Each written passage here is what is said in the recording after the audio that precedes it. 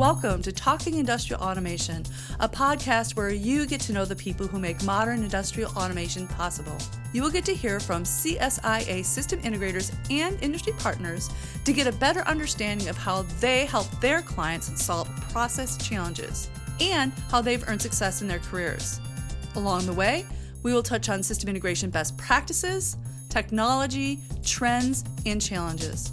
Whether you are a manufacturer, end user, supplier, or system integrator, you will enjoy the insights these industry professionals bring to this podcast. Let's get started.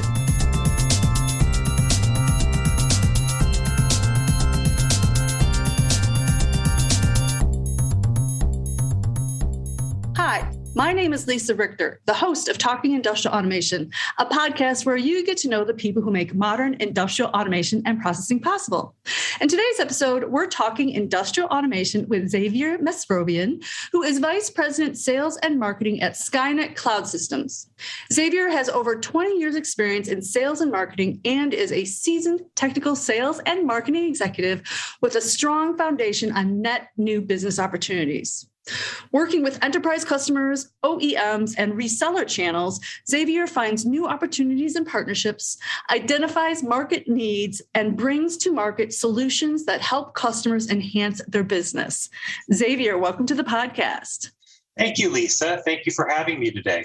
For starters, tell me how you describe to the average Joe or Josephine what it is that you do. Trying to explain somebody about industrial automation is not an easy task. We all take for granted the fact that when we turn on the light switch, the power comes on, or that, we open up a box of cereal not thinking about how that box is being made. So when somebody asks me what I do is I kind of say, look, Skynet sells software that connects industrial facilities and wind farms and oil and gas pipelines that allow customers to consolidate their information or to get data into remote devices or share that information for predictive maintenance or analytics to create these real-time dashboards so they can see how many cereal boxes have they actually produced this second, or what is the size of the rock that is coming through the facility. We connect and consolidate information so that when you wake up in the morning and you turn on the hot water is running, the power is running. That's what we do here at Skynet. So let me ask you something. Do they still put like little trinkets and toys in cereal boxes? Sometimes they do. It's been a while since I bought a box of Captain Crunch, so I have no idea. But yeah, and, the boxes that my daughter gets, absolutely. She gets little trinkets and she digs for them. It's good to know some things don't change, right? No, they don't. Talk a little bit about the history of how Skynet began and how the company has evolved into the automation industry. So Skynet started really as Cogent Real-Time Systems. And so Cogent was incorporated in May of 1995 by a group of engineers and hardware professionals who recognized a need for robust, flexible tools to solve a wide variety of process control issues. And, there's lots of products out there. And what our engineers found was that it made things easy for 80% of the problem. But the problem was the final 20%. And so using innovative principles such as dynamic messaging or passing and loosely coupled architectures, we developed a series of middleware products that support real-time collection and distribution of data for industrial and financial systems. That was really where we started. We first started in QNX. And for those of you that are listening to this podcast, you may say, what is QNX? If you're young, you have no idea what it is. But the fact is that QNX was an incredibly powerful operating system for real time. And so as time went by, we started including, new ways to do live connections to connect to Windows programs or to connect to DDE. Again, an acronym that many people may not recognize. And in 1999, we expanded to Linux and Windows. And as Windows became more powerful, we then moved into more of a Windows environment and deprecated QNX because it really had a very short niche. As time progressed, we started developing our products around Windows and OPC. And, in 2008, we initiated process products to expand our capabilities for connecting embedded systems. And then finally, today, we're no longer just an on-premise solution. As the world has evolved, we too have evolved. Now our solutions are available on-premise, in a SaaS model, in a fully managed applications in Azure and AWS. We've really made it easy now for our customers to work with us. We've made it easy for our systems integrators to work with us. But we really started from a chocolate factory in Toronto, really what it comes down to. So you touched on this already a little bit. And in fact, you've got a windmill farm behind you as your video filter. For those, it's audio, I understand. But just so you know, do you specialize in any industry, product, or discipline? One of the beauties of our product is that we are actually industry independent. So we're agnostic, and agnostic goes beyond just the industry. It looks at things like, our products are agnostic as well. We connect to everybody. We connect to anything. In terms of our discipline, we do have a discipline. Our products, although they're agnostic from an industry standpoint, we're extremely disciplined on security. That's one of the key fundamental pillars of our product. But in fact, our software is not only used in industrial automations, it's also used in the financial commodities trading market. And you think about it, how could those two possible markets be connected in any way? And that is real-time data. And so from a commodities trading perspective, they would connect to, their Bloombergs and their information feeds, and they need to compile that information, aggregate it, generate results, and generate trades instantly. And if they can do it with arbitrage, they make money. The faster you are, the more money you make. And that's why companies use our product, because it is fast. But the core of our product is the data hub. The data hub is best known for connecting disparate systems securely. So whatever a client needs to connect to a remote facility or aggregating data or publishing data to a cloud or a central location, whether that's a database or a historian, we offer the most secure mechanism to get that data to where they need it. So whether it's oil and gas or minerals and mining or financial or machine builders, our products are really designed to get that information when you need it most. And that can be a leak detection system, for instance. The sooner you know that there's a leak, the sooner you can turn off the pipeline. What other suppliers do you partner with? So again, we talked about our company. We are agnostic in that we work with many industrial companies. I often refer it to who people have talked to me as a cooperative competition environment. So we work with all of our competitors so that all of our products are, compatible, if you will. We have partnership agreements with Microsoft, AWS, Siemens, GE, Aviva, Metso, Autotech. So many companies that we work with. We're used by 10 of the top 10 automation providers, which in many cases have competing products of ours. But in fact, we work with them as well. So our partners are long because our history is long. Having been around since 1995, we've worked with many of the companies out there.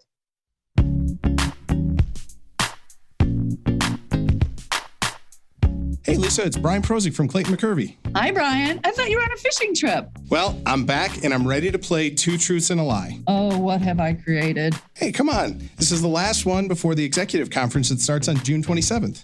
All right, then, let's do it. All right, so I'm going to give you 3 statements. You tell me which one is untrue. The first statement is 40% of CSIA Pulse survey participants saw an increase in revenue per billable employee in Q4 2020 as compared to 2019, and a 70% increase in billable revenue per employee in Q4 21 as compared to 2020. The second statement is the CSIA Talent Retention Toolbox survey participants saw a 27% increase in turnover and a 26% increase in new hire salaries in 2021. And lastly, the CSIA Easy Stats sentiment results accurately predicted the impact of the pandemic on the operations of CSIA members. I'm going to guess number 3. Well, you're right. As it turns out, the data that we analyzed as part of the benchmarking committee showed that the sentiment really took a dive right as the pandemic kicked off and then kind of rebounded as the year went on. But in reality, when you compare that to the financial performance of most members, they actually had very strong 20 and 21s as so many people were scrambling, trying to find automation solutions and things like that to help try and navigate through the pandemic. So the biggest thing to me is that it's just another example of how our guts, while most of us like to trust our gut that we know things better, we're oftentimes very bad decision makers based on our gut, and that we really need to look to data more often than not to make educated decisions. No offense, Brian, but why does the data matter? Well, it matters because data is the one thing that can help a business owner navigate the good times and bad. In fact, the CSI benchmarking committee thinks that data-driven decision-making is so important. They put together a panel discussion during the conference called Navigating Uncertain Times with Data-Driven Decisions. Will it include real-life examples from system integrators? Yeah, we'll definitely have real-life examples. We've got 3 integrators who are going to participate on the panel and give examples of how they use data to guide their company's strategy through the pandemic. And if anyone is interested in learning more, they can visit www.controlsys.org/conference 2022. Count me in. Please tell me that wasn't a lame attempt at a pun. It kind of was. All right, well, I'm hanging up now, Lisa. Okay. Bye, Brian. Bye.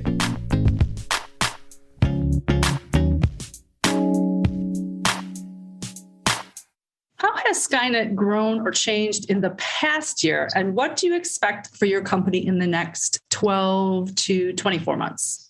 So anybody who's lived through this pandemic knows that there's been a lot of radical shifts in this market.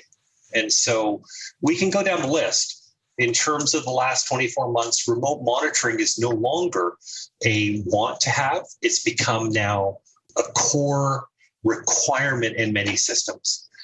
We've seen a huge push, and I can't tell you how big, but it's massive, to the cloud. More and more customers are now moving their critical infrastructure into a managed environment. And, an interesting story about that is that this isn't new. If you took a look at sales automation systems or CRM systems, many, many years ago, Oracle said no one's going to move to the cloud. No one's going to put their customer information, which is their solid gold, into a cloud. And today, it's unlikely you're going to find anybody's CRM system on house. We're going to see the same thing in this industry. The industry is moving to managed applications running in cloud servers because they're cheaper to run. We've seen the industry has really, and when I talk about the industry, I talk about, our partners, our competitors, the automation industry as a whole, has really put a strong push on software as a service. And so when you put this whole concept of moving away from perpetual licenses into more of a service license model, I think that's a challenge for the systems integrators because they typically watch it as a project. And then when the project's done, they need to go find another project. And that really is something that from a systems integration side, find the partners that can work with you on the pricing model that you require and make sure that you partner with them and work together on whatever that customer requires, whether it's perpetual or software as a service. Cybersecurity, I don't think I have actually now had a single day in the last 2 weeks where I didn't hear about a cyber attack on a company. Cybersecurity is taking center stage. It used to be that cybersecurity is an afterthought. Today, every large company has a individual whose only role is to protect the organization for cybersecurity. On the short-term list, and the one I think that will create the most challenges for our systems integrators today, will be Microsoft's security patch on DCOM. It's very specific, but as an industry, we've worked 20 years with DCOM, and come July, DCOM will no longer exist. So any of those systems out there that are using it, they have to come up with a solution. And then we've seen a phenomenal increase in predictive analytics and artificial intelligence. It's not new. I mean, it's just a new brand of name that we've taken this thing that we've done in industrial automation for 20 years and we've called it something else. But we've been predicting what's been going through our networks for years. We're just doing it more efficiently today. The machines are faster. The disk drives are cheaper. Everything seems to work better now. And so we can do things that we couldn't do in the past. That, too, is a huge opportunity for the systems integration community. Be able to reposition yourself, not to do it, but to reposition yourself to provide those services, because there are a bunch of companies out there that are happy to work with you to create an artificial intelligence around, the production of something. What's unique about how you approach a project? So Skynet's approach is very different. We partner with the systems integrators. We partner with the customer to provide a solution that best meets their approach. But our approach has always been a little bit different. And I don't think that will ever change, in that our approach to any project is that this focus has to be on secure by design. As opposed to other products that they'll build a product, and then after that, they'll say, okay, well, if you want the security, you have to buy it. We kind of go, you know what? Before we do anything, there's two things we have to look at. One, it has to be very easy to use for an end user, because the easier it is to use, the faster it gets implemented, the easier it is for them to use the product. But the other thing, it has to be secure. And when we talk about security, we're talking about, if I'm moving data from an operations network to a DMZ or to an IT department, I don't want to have any attack surfaces. I don't want to have to be using multi-layers of security to kind of prevent somebody from breaking into IT. I want the solution to be locked down hard and secure. Because at the end of the day, if it's locked down hard, it's secure, it's easy to use, and it's performant, then your project, or the SI's project, will garner more activity and more projects. So we understand that we have to have a reliable product that you can promote and work with so that you have happy customers. Let's talk about your SI partner program. What are the details about that? Truthfully, our end customer is the systems integrator. They're the one using our product to implement the solution. And so first, I want to say we are a huge supporter of CSIA. In fact, Lisa, if I'm sure you recall, probably the first month I joined the company, that was the first travel trip I did, was to CSIA. We're a huge supporter of CSIA. It's a very important community to us. But we do offer an SI program, and specifically for CSIA members, we offer financial rewards, so discounts on our products. If the customer or if the SI wants to resell our products, they will get a discount from us. They will also get special training and support. We have a different training and support channel for our systems integrator partners. We offer free development licenses for testing. We want you to use our product. We will provide you with the licenses. It's a matter of sending us an email at sales@skynet.com or to me directly at xavier.mesrobian@skynet.com. Not hard to forget, except spell. But we'll provide you with POC licenses to validate the data hub. And most importantly, it's frictionless for the SI. There are no contracts to sign. There are no commitments. The commitment to us is to help you. And obviously, if our software works, you'll purchase our software. That's really what it comes down to. What challenges are your customers facing right now, and how does Skynet help? So I guess the number one challenge for all of our customers today is cybersecurity. That is the number one thing. And I would say for the last 7 years, we've always said the best form of security is not to have the door open. So if you don't want to be broken into, lock your doors. And that applies the same with OT networks. No VPNs, no inbound firewall ports. These are the things that you want to do. But these are big challenges for our customers. The second challenge that falls hand in hand is, and we've heard this term by every major player, is digitization. Everyone is going down this path of digitization. And so digitization is a process of converting data into some sort of a digital format and to aggregate it so that you can improve processes, reduce costs, and increase reliability. That's what it means. But in reality, what it really means is taking data from multiple places, putting it into one spot, and putting value on the data, driving value from that data. And so hand in hand with digitization are two things: cybersecurity. And the last thing from a customer's perspective is, who do I partner with? Now, everyone who's listening to this podcast will say, well, they should partner with Aviva, or they should partner with the Yokogawa, or AVD, or Azure, or AWS. The question really becomes, which is going to provide you with the best flexibility? As an example, I can digitize my processes and I can bring it up into Azure. And then all of a sudden, I've locked myself into the Azure marketplace. I've locked myself into Azure, and that's it. And all my data is there. If I want to move that data from Azure to someone else, that's not an easy task. And you can ask the same questions for anybody who's using any of the big systems as well. They will tell you, yes, we love your data. We'll bring it into our cloud services. Now ask them how you get it out.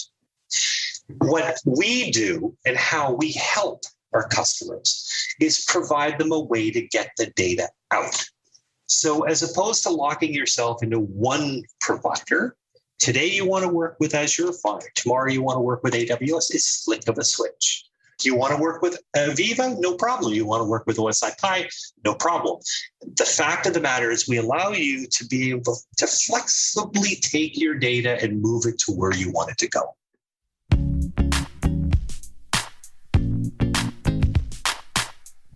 With thousands of qualified integrators and suppliers, the CSIA Industrial Automation Exchange is your one-stop spot to identify and connect with a diverse community of integrators and suppliers to help you deliver a low-risk and successful project. Using this powerful platform, you can do customized searches and filter by industry vertical, expertise, location, certifications, and more to source the right partners and products for your needs.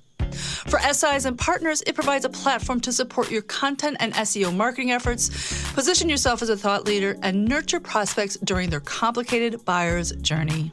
Why not take a minute to visit www.csiaexchange.com and see for yourself? No swiping left, no swiping right.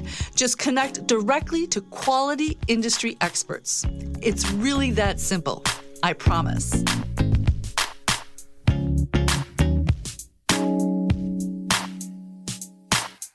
What kinds of trends and challenges are you seeing in industrial automation right now?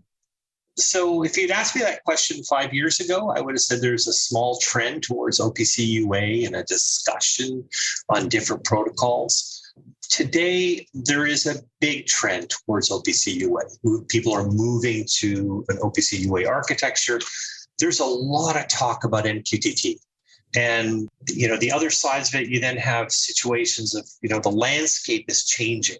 We're moving away from this closed environments into more open environments. So MQTT and cybersecurity, they're all these traditional technologies that, when you look at the traditional technologies, what we're accustomed to, but we're getting more noise about some of these new technologies. And I call it noise because, for instance, MQTT is a great protocol, has some great benefits, but it's not a great protocol for everything.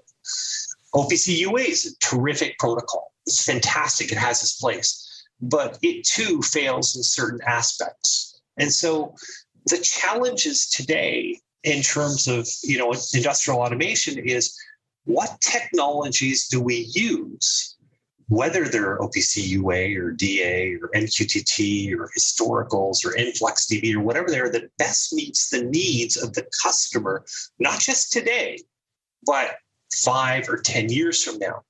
That's a big challenge because 15 years ago, when you developed a production line, you wouldn't touch that software for years. And today, customers are demanding more information from that same production line.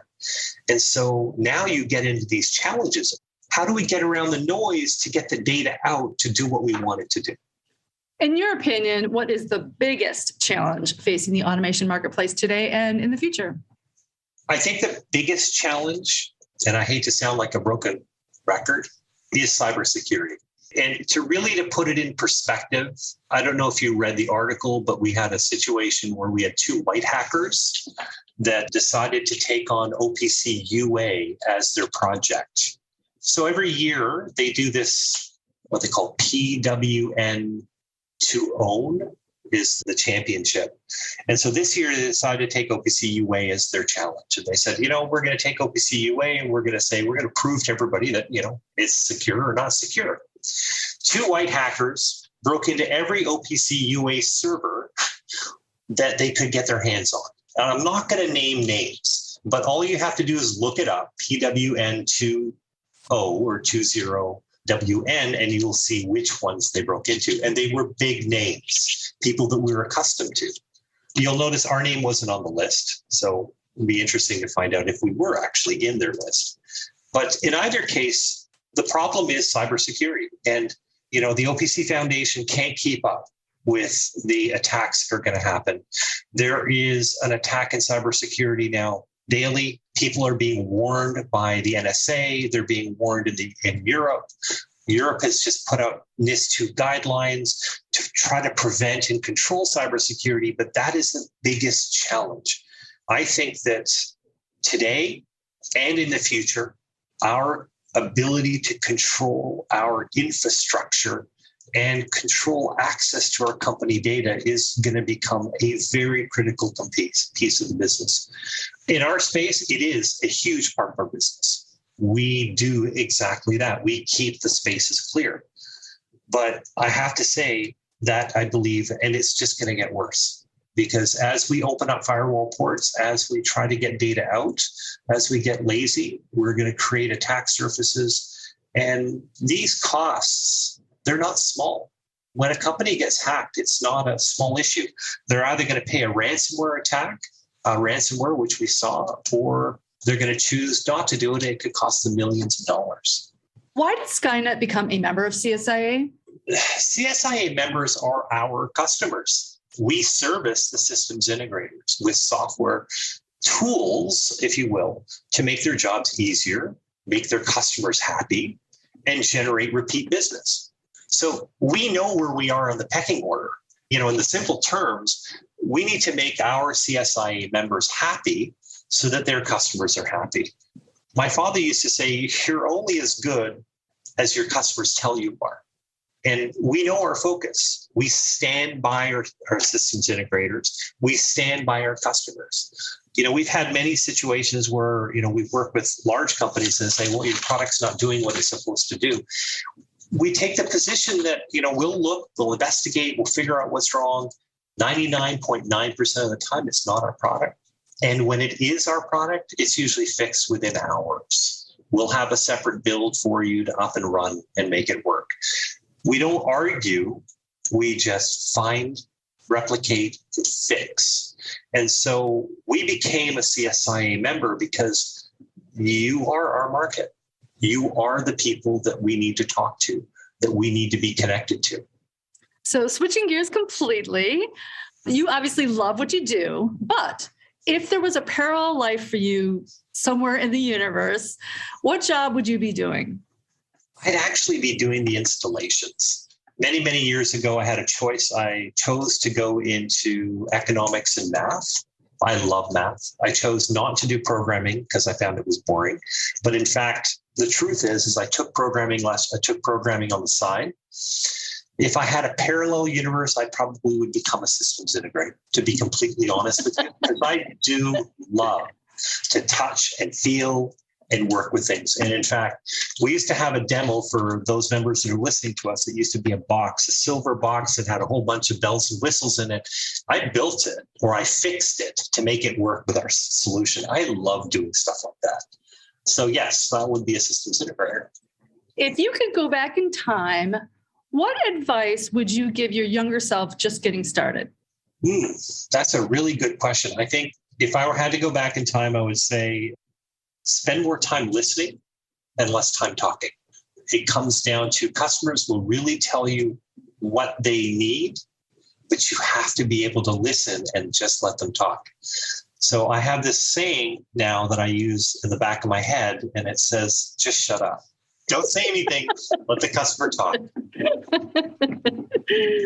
Well, that's it for today's episode of Talking Industrial Automation. If you are interested in learning more about Xavier or Skynet, you can find them on the CSIA Industrial Automation Exchange at www.csiexchange.com. Thanks for listening, and thank you, Xavier, for joining me today. Thank you, Lisa, and thank you for the audience for joining us.